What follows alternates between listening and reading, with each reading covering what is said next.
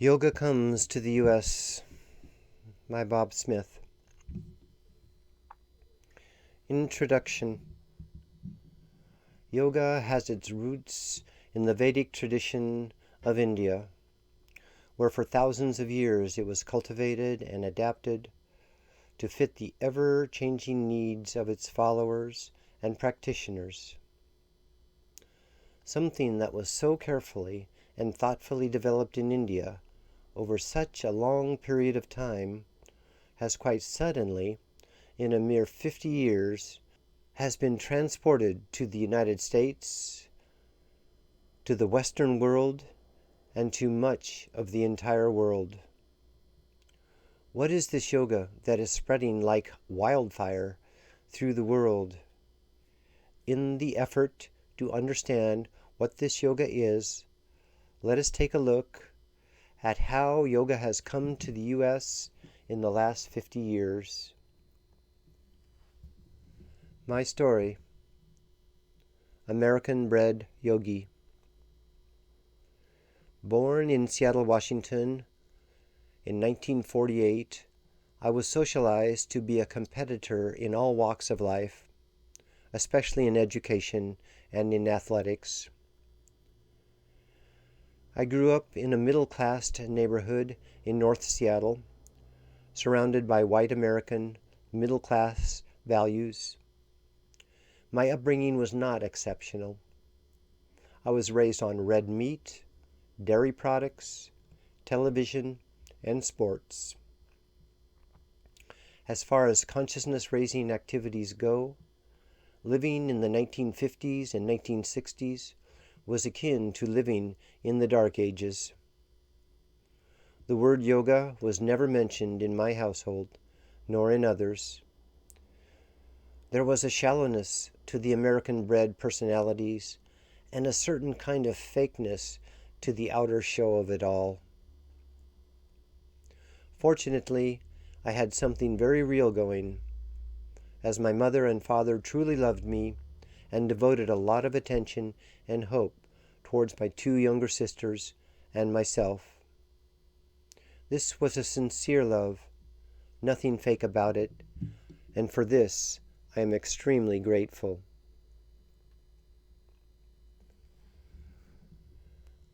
Up until 22 years old, I lived a rather typical American life. However, in 1970, a secretly held fate revealed itself to me, and I made sweeping changes to my life. In an unseen and unplanned move, I abruptly quit the academic path that I was on by dropping out of college and looked toward Eastern spirituality to find some kind of saving grace. This radical and abrupt shift had no backing from my family, and only a handful of friends could get behind it. I switched my full attention to yoga, and by the age of 23 years old, the shift had already been made. It became an extraordinary moment of trust on my part, as the breakdown of my known personality self occurred rapidly, and yet the development of a new Bob Smith was only in its beginning stages. Trusting that something good would come of this was a test for all those who knew me. The unraveling of the Western materialistic programming inside my brain was well underway, and the one thing I was certain about was that yoga was the right path for me. Before yoga came into my life, by my junior year of college at the University of Washington in Seattle, Washington, I had already become a part of the anti-establishment hippie movement. In the hippie movement, there were huge numbers of the nation's youth involved in radical activities aimed at disrupting the Western mindset of excessive materialism, boundless greed, strong racist tendencies, and the United States' governmental policy of sending large numbers of troops to Vietnam. Certainly, the movement had huge pitfalls in its reliance upon sex, drugs, and rock and roll, and this threesome ultimately did seal the collapse of the movement. For quite a few years, however, the hippies were successful in their tactics of disrupting the way business was being done in America. The grand goal was to take the establishment down and establish a whole new set of social values. It embraced an anarchist philosophy, and it was very worrisome to the established order. The movement grew through a complex web of coalitions that included many disparate groups of the American society. The fringe groups in the hippie coalition included disenfranchised youth of the privileged white and middle classes. This was my ticket into the rebellious group. Women's groups who were demanding equal rights and equal opportunities for their gender. Black-skinned people of the U.S., African Americans, who were fighting for equality in the national civil rights movement. Massive numbers of liberally minded people of all ages who stood against the Vietnam War, and large numbers of youth who simply wanted to alter their minds and bodies through sex, drugs, and rock and roll. It was a wild and crazy ride that shocked America and the whole world, as this revolution was filled with protests, marijuana, psychedelics, rock festivals, free love, no holds put on the exploration of sex, as well as many kinds of spiritual practices that were being imported from India and the East. The establishment was clearly shaken to its core. President Richard Nixon was impeached. The large numbers of protesters forced the U.S. to withdraw from the Vietnam War, and social values were seriously questioned. The late 1960s was a time for yoga to quietly slip into the Western matrix. Yoga, Buddhism, Taoism, and several other Dharma-based traditions from Asia came to the U.S., as here was found a fresh and receptive audience for Eastern spirituality.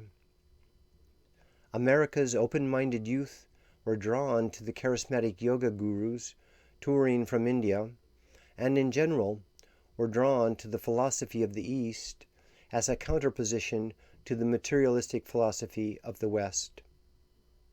For the most part, the youth involved in the hippie movement were too immature and too undisciplined to take their yoga practice very far.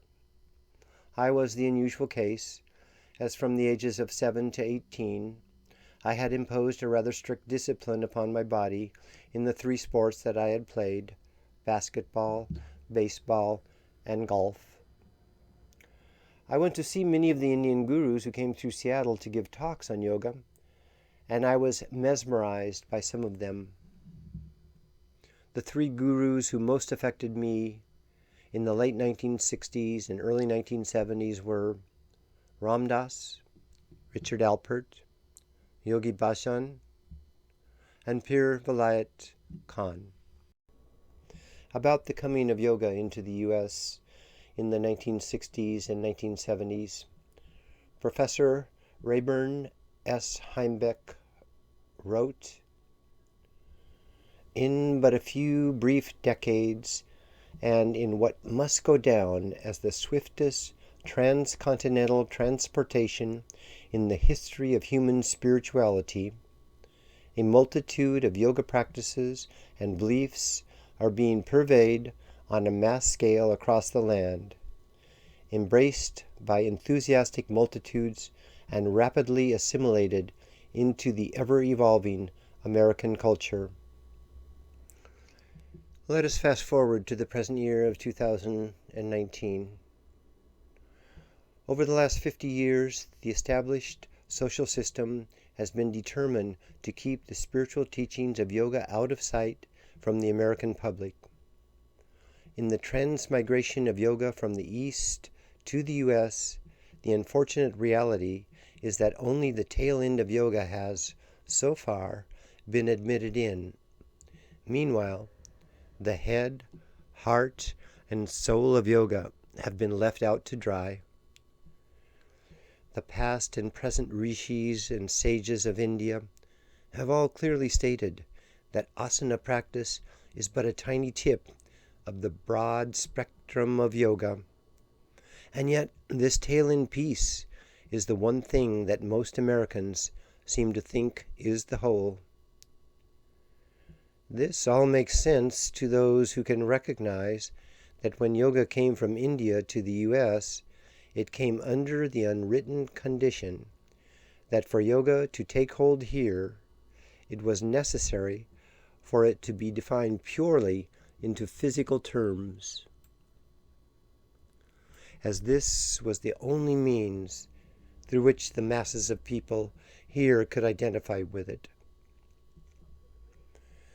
Yoga did not come into America on its own terms, but on America's business terms, and in its redefinition, the most essential teachings of yoga were cut out.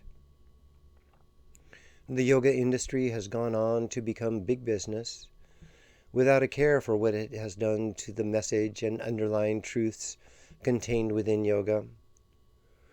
What is demanded right now is that a mature expression of the breadth, depth, and scope of yoga be brought forward to help in the evolutionary development of humankind.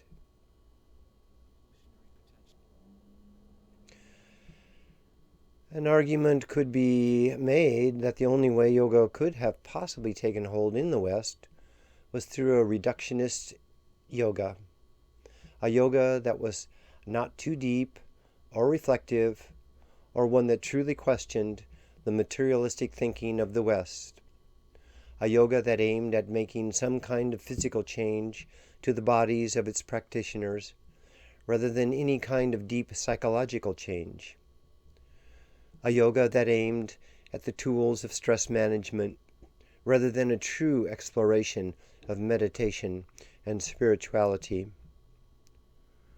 Quite naturally, by design, it was certain narrow interest groups who were interested in making money that brought forward a watered-down version of yoga. Let us be clear that yoga is no stranger to the need of having to adapt to ever-changing social circumstances within India, and I might add, it is destined to do so in the U.S. and the whole world in time. We humans are living on a planet that is facing a crisis in evolution, the likes of which we have never faced before. It is time for yoga to lead the consciousness movement of the New Age. It is only a complete teaching of yoga that can lead us through the difficult passage that the whole world is facing in this evolutionary crisis. It is time for integral yoga to lead the way. Professor Rayburn S. Heimbeck. It will be my dear friend Rae Heimbeck who will formally introduce you to Sri Aurobindo through a writing piece of his. Rayburn Heimbeck, September 1930 through February 2016, was a professor of philosophy who served as the head of the Philosophy and Religious Studies Department of Central Washington University in Ellensburg, Washington, from 1967 to 2007. I met Rae in 1977 when he came to an asana class that I was instructing at my tiny yoga studio in Seattle. He wanted asana instruction from a Western yogi, and I happened to be the one he chose to train with. At this time, we began a mutually beneficial relationship that has lasted well past the moment he exited his body in February of 2016. Most of Rae's philosophical genius was lost on me, as I had little philosophical background and was more of an experiential hatha yogi rather than a well-disciplined, knowledge-based yogi. Rae directed me to Sri Aurobindo, pointing out that he was possibly the greatest yogi philosopher of the last 100 years. However, I was not ready to take on Sri Aurobindo, mainly because Sri Aurobindo seemed beyond comprehension to my little brain. In vain, I had made a few earlier efforts to read him. However, in each instance, I barely got through even one paragraph of his writing before giving up. Rae had visited Pondicherry, India, on numerous occasions, the home of the Sri Aurobindo ashram, and he expressed to me that he had very rich experiences when in Pondicherry. I was not ready to read Sri Aurobindo until the day that Raeburn exited his body.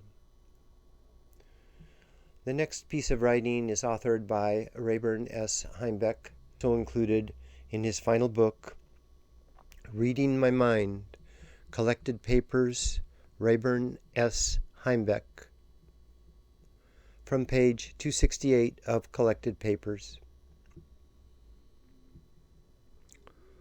Western Encounters, India. Sri Aurobindo. Aurobindo Ghose, 1872 to 1950, known respectfully as Sri Aurobindo, is a prime example of the meeting of East and West. Born into the family of a Bengali physician, himself one of the first Indians to be educated in England, Sri Aurobindo received his formal training at St. Paul's School, London, and King's College, Cambridge. His academic career there lasted 14 years, during which he mastered Latin, Greek, English, French, German, Italian, and the great literatures written in those languages. In England, his creative imagination was awakened, his habit of large and original thought established, and his keen rhetorical skills honed. Upon his return to India at age 21, he immersed himself in a second education, a self-education in Indian culture, from which he had been shielded from his youth by his father. During his last 40 years, he gave himself to yoga, writing, and directing the practice of growing number of aspirants who formed what became the Sri Aurobindo ashram. That ashram expanded and still flourishes, attracting members and visitors from around the world. Sri Aurobindo is believed by many to be the greatest Indian philosopher of modern times and the most accomplished yogi of the 20th century. Where does his philosophy stand vis-a-vis the philosophical traditions of India and the West? In the context of Indian philosophy, Sri Aurobindo's position was fully aligned with Vedanta, while calling little attention to that fact. He did not philosophize like a Vedantin. He found his system instead on a fresh reading of the Rig Veda, Upanishads, and Bhagavad Gita, rethinking the whole project from scratch. He spoke as a modern to the modern situation, rather than as a Vedantin building upon that historic tradition. His grasp of the modern milieu was at once thoroughly Indian and Western, accounting for his appeal to the moderns of both cultures. Sri Aurobindo's philosophy deserves the name integral, purna, not only because of its non-dual view of reality, but also because of its pioneering East-West nexus. With this inspired writing piece still percolating inside, it is easy to feel the admiration Rae had for Sri Aurobindo, and yet also you can see that his words were written from a detached philosopher's point of view. We already have a complete text that synthesizes all the main systems, means, and practices of yoga together in Sri Aurobindo's The Synthesis of Yoga. This treatise of yoga discusses all the various systems of yoga that have been attempted, their truths and partial truths, their strengths and their weaknesses, their completenesses and lack thereof. The Synthesis of Yoga goes beyond any other text ever written about yoga, because in it Sri Aurobindo has imprinted living truth, Sat, divine power, Chit, and bliss, Ananda. I highly recommend you read the granddaddy of yoga books, dwelling on each line, reflecting on each paragraph. Yoga for the New Age is meant to be a bridge and a link to the Synthesis of Yoga.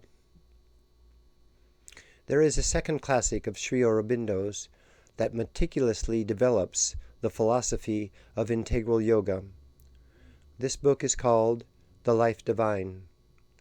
I highly recommend you read The Life Divine as well, for in this book Sri Aurobindo carefully states his philosophical stance.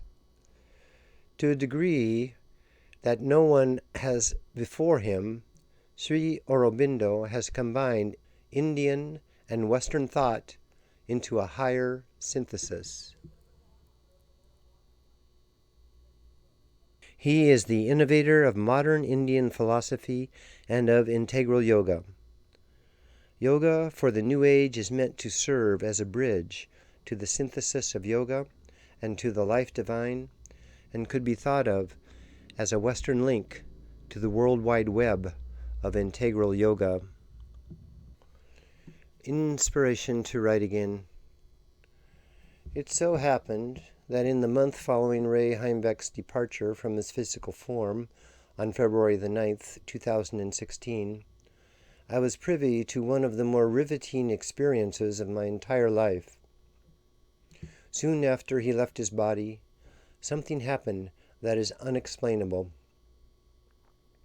Although seeing very little of Rae for the last 15 years of his life, and even though I had never spent too much time with him in our 39-year-long friendship, within days of his departure, I received an inner soul directive that came gushing through me in a very powerful way.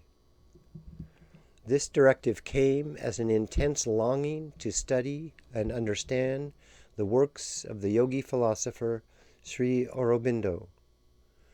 It could be argued that maybe there was a part of me that felt obligated to honor Rae's life, and I was searching for this after he exited his physical form. However, the truth is that Rae was not really into the lives of Sri Aurobindo and the mother. The explanation that the directive I was given had come from Rae simply is not the case. Once again, it came with an undeniable force that felt something like the last time I was given such a kinesthetic directive as this, at the time when I was 22 years of age. There is a secret chamber within each of us. It is the secret of our inner soul. When the inner soul sings out loud and clear to its outer layers, then the thrust of the life must be to harmonize the outer with the inner.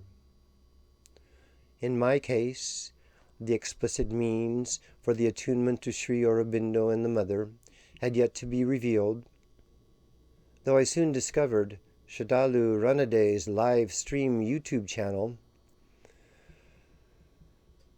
Here his talks were being aired from his home in Pondicherry, India, to listeners around the world. Soon after discovering Sraddhalu's talks, I experienced the feeling that I was finally being given the complete teachings of yoga. Sri Aurobindo has brought forward integral yoga to lead humankind at this moment of time. Yoga for the New Age is my attempt to bring integral yoga forward in a way that is interesting to the Western mind. Gratitude. Yoga does not stand on its own, as it is affected by the social movements, political movements, scientific breakthroughs, and spiritual developments that go on throughout the world. The groundwork for a new age of uplifted consciousness has already been inlaid by the great beings who have come and departed before the beginning of this, the 21st century. From all fields of life, exemplary leaders have come and have left their stamp upon the world. Here are a few of these great humans who are not yogis, and yet who have had every bit as much influence upon yoga as the yogis of India. May you honor the following beings who have come to spread light upon the planet. Leonardo da Vinci, William Shakespeare, Hafiz, Jalaluddin Rumi, Kabir, Mirabai, Wolfgang Amadeus Mozart, Antonio Vivaldi, Ludwig van Beethoven, Johann Sebastian Bach, Johannes Brahms, Friedrich Chopin, Saint Teresa of Avila, Meister Eckhart, Saint Thomas of Aquinas, Saint Catherine of Siena, Saint John of the Cross, Tukaram, Nikola Tesla,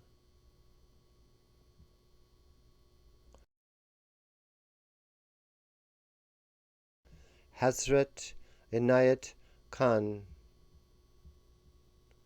Louis Pasteur, Marie Curie, Alfred Nobel, Albert Einstein, George Washington Carver, Luther Burbank, Sigmund Freud, Carl Jung, Thomas Mann, Henri Bergson, Alfred North Whitehead, Pierre Teilhard de Chardin, Sri Aurobindo,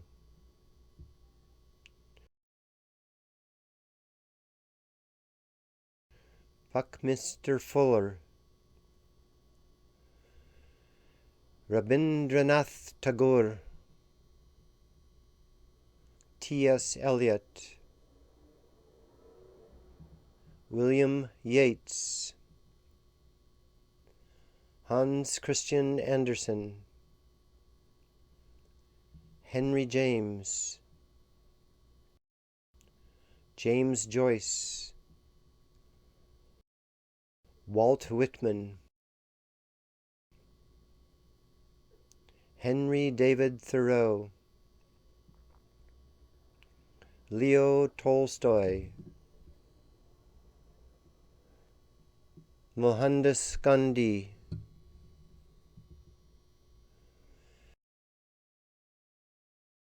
Max Planck, Niels Bohr, Jonas Salk, Ivan Pavlov, Enrico Fermi, Francis Crick and James Watson, J. Robert Oppenheimer, Erwin Schrodinger, Srinivasa Ramanujan,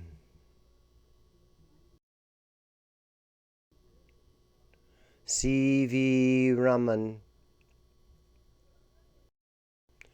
Jagdish Chandra Bose, Satyendra Nath Bose, Salim Ali, Har Gobin Khorana, George Balanchine, Martha Graham, Rembrandt, Henri Matisse, Pablo Picasso, Claude Monet, Paul Gauguin, Martin Luther King Jr., The Beatles,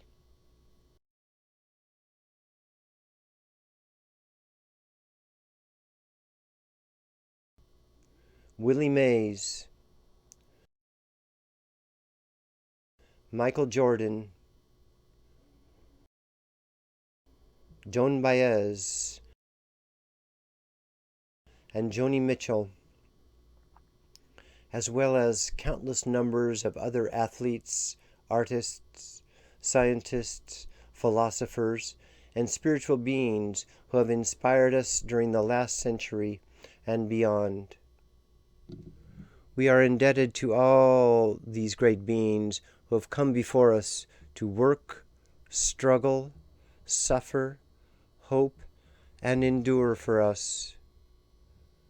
To these great beings and countless more, our infinite gratitude. While acknowledging the names of the great human beings above, I would like to pay special gratitude to the yogis who have had the most direct influence upon me in this life. These beings are Sri Paramahansa Ramakrishna, 1836 to 1886, Swami Vivekananda, 1863 to 1902, Ramana Maharshi, 1879 to 1950, Paramahansa Yogananda, 1893 to 1950,